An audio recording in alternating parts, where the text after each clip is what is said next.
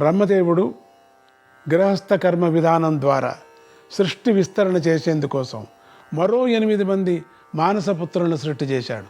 వీరే మరీచి, అత్రి, పులస్యుడు, పులహుడు, క్రతువు, భృగువు, అంగిరసుడు, మనువు అనేవారు. వీరి సృష్టిలో జన్మించబోయే జీవులందరికీ పితృస్థానీయులు. జనమేజయ, ఇక్కడ నీకు ఒక ముఖ్యమైన సృష్టి రహస్యాన్ని చెప్పవలసి ఉంది. ఇప్పుడు నేను చెప్పిన మహర్షులంతా ఈ కల్పకాలం అంతా జీవించి ఉంటారు. అంటే ఈ బ్రహ్మదేవుడి యొక్క ఈ పగటి కాలమంతా జీవించి ఉంటారు. ఆ పగలు పూర్తి కాగానే వాళ్ళు ముక్తి పొందేస్తున్నారు. ఆ తర్వాత పై కల్పంలో మళ్ళీ ఇలాంటి పేర్లతో ఇలాంటి మహర్షులే జన్మించి ఆ కల్పం సృష్టి నిర్వహణ చేస్తారు. మీరు ఎక్కడి నుంచి వచ్చారయ్యా అంటే పూర్వకల్పంలోని కొందరు ఉత్తమ తపస్సాధకులే పై కల్పంలో సనకాది పేర్లతో మరీచి, అత్రి ఇత్యాది నామధేయాలతోనూ జన్మిస్తూ ఉంటారు. అది వారు చేసుకున్న కర్మ విశేషానికి ఫలితం. అయితే జీవుల కర్మశేషాలన్నీ అన్ని కల్పాల్లోనూ 100కి 100 పాళ్ళు ఒకే రకంగా ఉండవు. అందుచేతనే ప్రతి కల్పంలోనూ మళ్ళీ ఇవే పేర్లు వస్తున్నా అక్కడక్కడ కొన్ని మార్పులు కనిపిస్తూ ఉంటాయి, కొంత మార్పులు కనపడుతూ ఉంటాయి. అలాగే వారి జీవిత చరిత్రల్లో కూడా కొద్దిపాటి మార్పులు కనిపిస్తూ ఉంటాయి. ఇందుకు నిదర్శనంగా ఈ వరాహకల్పంలో పుట్టిన మహర్షుల పేర్లను, వాళ్ళ సంతానాల వివరాలను నీకు అందిస్తాను. ఇవన్నీ పూర్వం చెప్పినవిలాగానే కనిపిస్తూ ఉంటాయి, కానీ మధ్య మధ్యలో తేడాలు ఉంటూ ఉంటాయి. అందువల్ల మళ్ళీ అదే చెబుతున్నా, ఎందుకంటే అదే చెప్తున్నారు అనుకోకూడదు.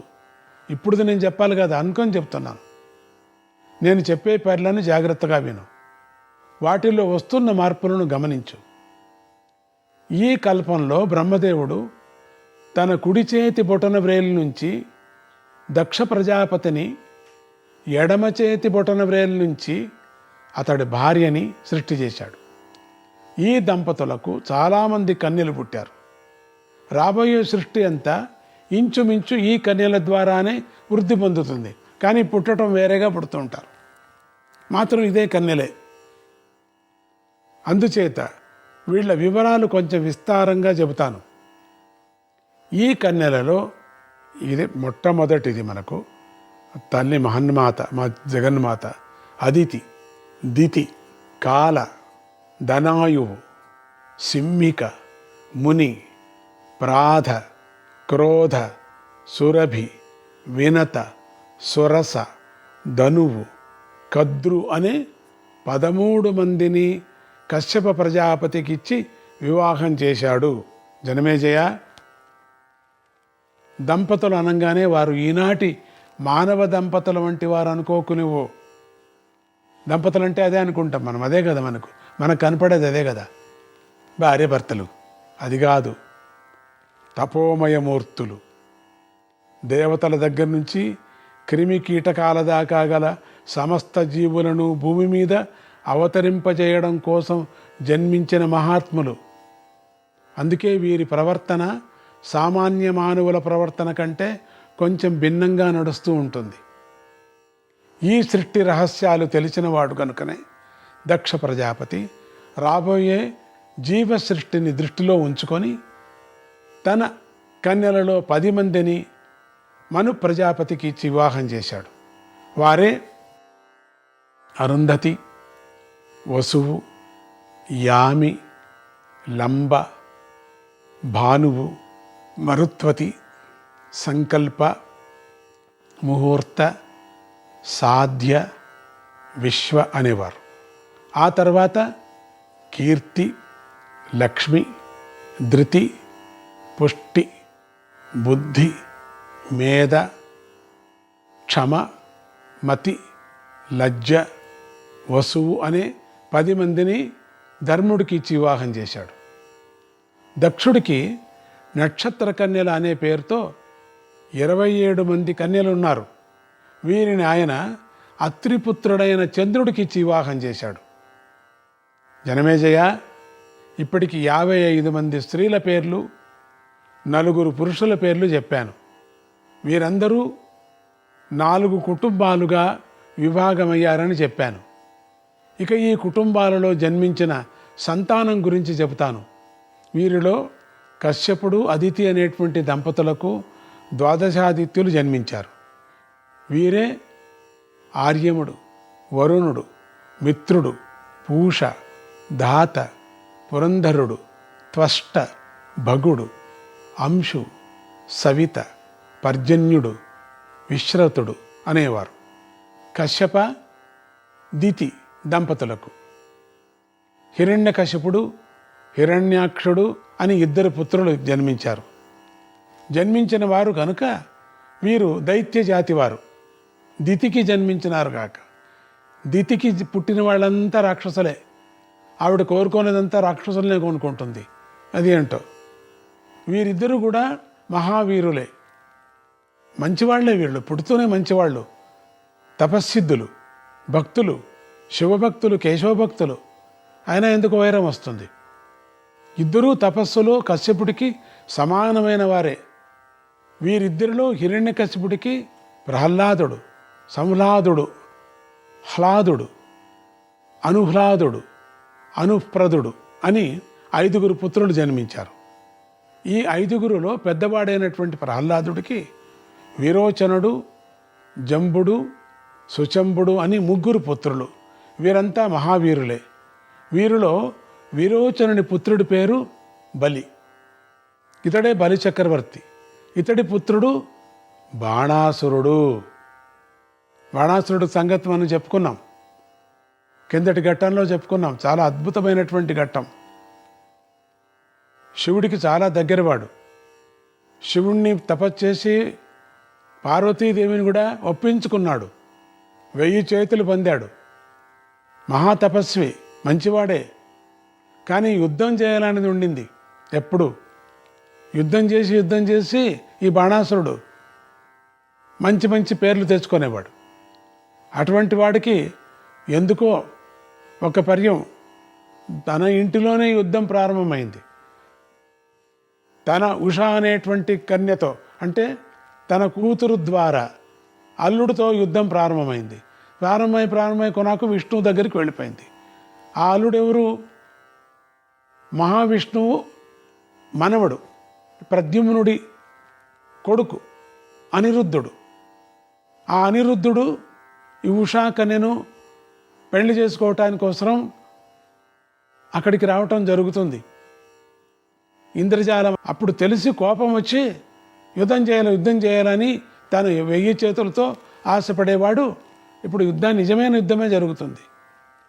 అనిరుద్ధుడు సామాన్యుడు కాదు, చాలా యుద్ధం చేస్తాడు. నాగపాశాలతో బంధిస్తాడు. అప్పుడు విష్ణుమూర్తి తానే వస్తాడు తన మనవుడిని విడిపించుకుపోవటానికి. మనవుడి సమేతంగా కోడలు మనవరాలని కూడా విడిపించుకొని వెళతాడు అనేది మీకు చెప్పాను కదా. అప్పుడు బాణాసురుడు శివుణ్ణి ప్రత్యక్షం చేసుకొని శివుడి దగ్గర వరాలు పొంది, శివుడు కుమారస్వామి ఇద్దరు కూడా సహాయకులే, పార్వతీదేవి కూడా సహాయమే. అదే మంచివాడు. శివగణాల్లో మొదటి గణంగా చేరుకుంటాడు బాణాసురుడు. అంటే రాక్షసులు ఎంత పెద్ద మంచివాళ్ళు ఉన్నారు అనటానికి. అందరూ రాక్షసులు, అందరూ చెడ్డవాళ్ళు అనుకోకూడదు. ప్రహ్లాదుడు మంచివాడే కదా, మంచి భక్తుడే కదా, రాక్షసుడే కదా. మనం రామాయణం వెళ్ళినప్పుడు ఏమవుతుంది? విభీషణుడు ఎవరు? రాక్షసుడి పుత్రుడే కదా, అని హరిభక్తుడు కదా, రాముడి తట్టు వచ్చాడు కదా. ఇవన్నీ మంచి వాళ్ళు ఉన్నారు రాక్షసుల్లో. అందరూ చెడ్డవాళ్ళు అనుకోవటానికి వీల్లేదు. ఇక్కడ ఇతడి పుత్రుడి పేరు ఇంద్రదమనుడు. కశ్యప ధను దంపతులకు చాలామంది సంతానం కలిగారు. ధనుపుత్రులు గనుక వీరిని దానవులు అన్నారు. వీరిలో విప్రచిత్తి అనేవాడే వీళ్ల రాజు. కశ్యప క్రోధ దంపతులకు చాలా సంతానం కలిగింది. ఆ వంశం కూడా పుత్ర పౌత్ర పరంపరంతో బాగా వృద్ధి చెందింది. వీరిని క్రోధావశులు అనేటువంటి సామూహిక నామంతో పిలుస్తూ ఉంటారు. వీరంతా క్రూర స్వభావులు, క్రూర కర్మలు. వీళ్ళంతా కూడా కశ్యప సింహిక దంపతులకు రాహు అనే ఒకడే పుత్రుడు పుట్టాడు. సూర్యచంద్ర గ్రహణాలు కల్పించే రాహు కూడా ఇతడే. కశ్యప కాల దంపతులకు, కాల అనే ఇంకొక ఆవిడ ఈ కశ్యపుడి యొక్క భార్య దంపతులకు కూడా చాలా సంతానం కలిగింది. వీరంతా యముడిలాగా మహావీరులు, మహాభయంకరులు, నల్లని ఆకారం గలవారు. కశ్యప కద్రు దంపతులకు నాగజాతి వారు జన్మించారు. వీరిలో ఆదిశేషుడు, వాసుకి, తక్షకుడు అనేవారు ముఖ్యులు. వీరంతా స్వతసిద్ధంగా ధర్మాత్తులు, వేదవేత్తలు, లోకహితాకాంక్షలు. తమను ఉపాసించిన వారికి వరాలిస్తూ ఉంటారు. కోరిన రూపాన్ని ధరించగల శక్తి వీరికి ఉంది. కశ్యప వినత దంపతులకు తర్యక్షుడు, అరిష్టనేమి, గరుడు, అరుణుడు, ఆరుణి అనేటువంటి 5 పుత్రులు. వీరంతా ప్రజాపతి పక్షిజాతి వాళ్ళు. వీళ్ళందరూ కూడా పక్షిజాతి వాళ్ళు. కశ్యప ప్రాధ ఈవిడికి 8 మంది అప్సరసలు జన్మించారు. అప్సరసలంటే దేవతల నాట్యకత్తెలు వీరే. అనవద్య, మనువు, వంశ, అనూన, అరుణప్రియ, అనుగ, సుప్రభ, భాసి అనేవారు. కశ్యప ముని దంపతులకు కొంతమంది అప్సరసలు, కొంతమంది గంధర్వులు జన్మించారు. వీరిలో అలంబుస, మిశ్ర, కేశి, పుండరీక, తిలోత్తమ, సురూప, లక్షణ, క్షేమ, రంభ, మనోరమ, అసిత, సుబాహువు, సువృత్త, సుముఖి, సుప్రియ, సుగంధ, సురస, ప్రమాదిని, కాశ్య, శారద్వతి అనేవారు అప్సరసలు. తర్వాత విశ్వ, వసు, భరణి అనేవారు గంధర్వులు.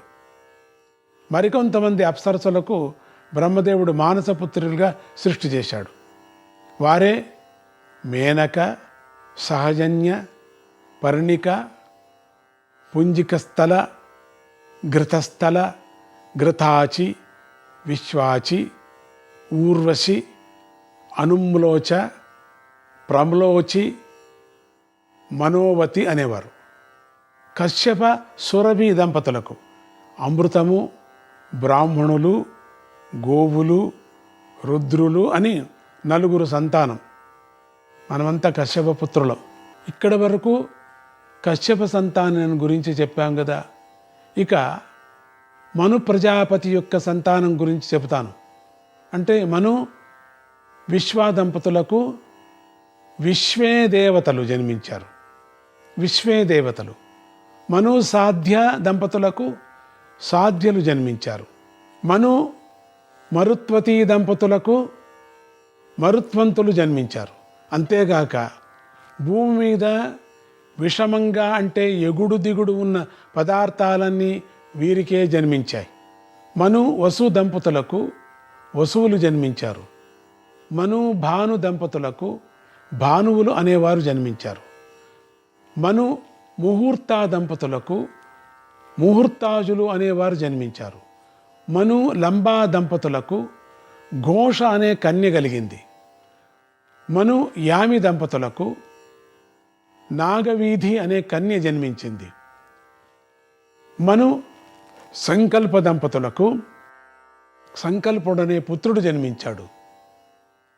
ఇక ధర్ముడి సంతానం గురించి చెబుతాను. ధర్మ లక్ష్మి దంపతులకు కాముడు అనే పుత్రుడు జన్మించాడు. కాముడి భార్య పేరు రతి. రతి మన్మథులకు యశస్సు, హర్షుడు అనే 2 పుత్రులకు జన్మించారు. ఇక చంద్ర సంతానం గురించి చెబుతాను. చంద్రరోహిణి దంపతులకు వర్చస్సు అనే కొడుకు కలిగాడు. ఇతడికే మరో పేరు బుధుడు. బుధుడికి ఊర్వశీయందు పురూరవుడు అనే పుత్రుడు జన్మించాడు. జనమేజయ, దక్ష కన్యలలో కొంతమంది సంతానం గురించి నేను చెప్పలేదు కదా.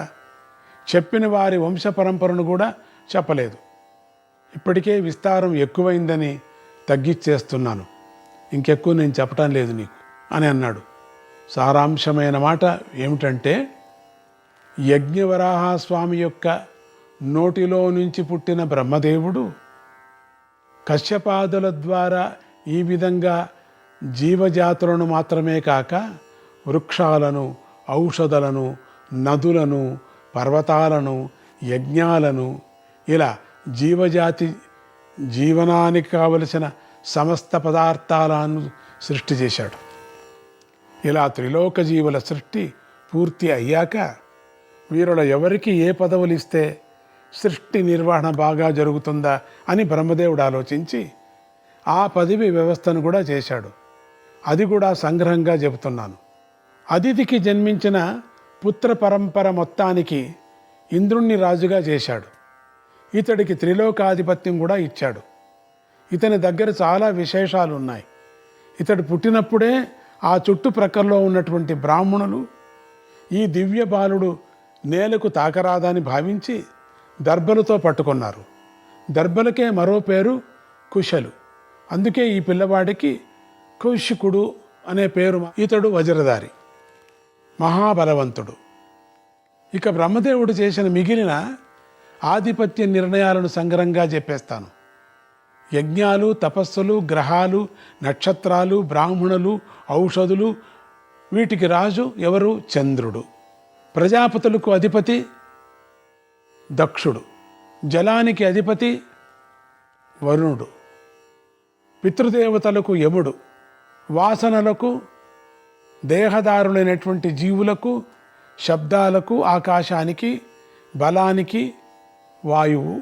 భూత ప్రేత పిశాచ గణాలకు, మరణ విధానాలకు గోవులకు, ఆపదలను కలిగించే గ్రహాలకు, రోగాలకు, ఈతి బాధలను అనగా అతివృష్టి అనావృష్టి ఇత్యాది బాధలకు, అన్ని రకాల వ్రతాలకు ఎవరు?